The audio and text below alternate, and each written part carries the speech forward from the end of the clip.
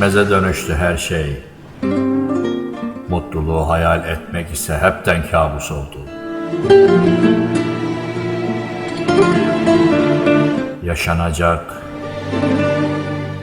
Yaşanacak güzel günler değil miydi kavlimiz?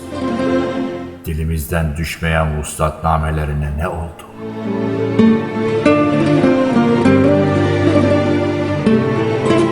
Ne oldu da yerine gelmedi verilen sözler?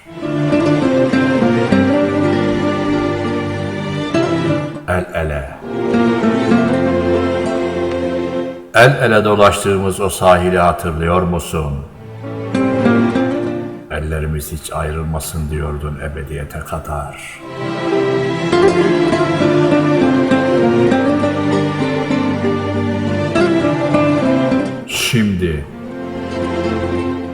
Şimdi gel gör nasıl berdoş ettin beni.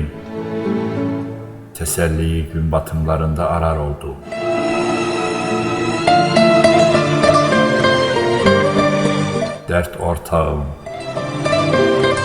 Dert ortağım sadece gökteki yıldızlar. Bıraktığın eserinle mutlu musun? Mutlu musun?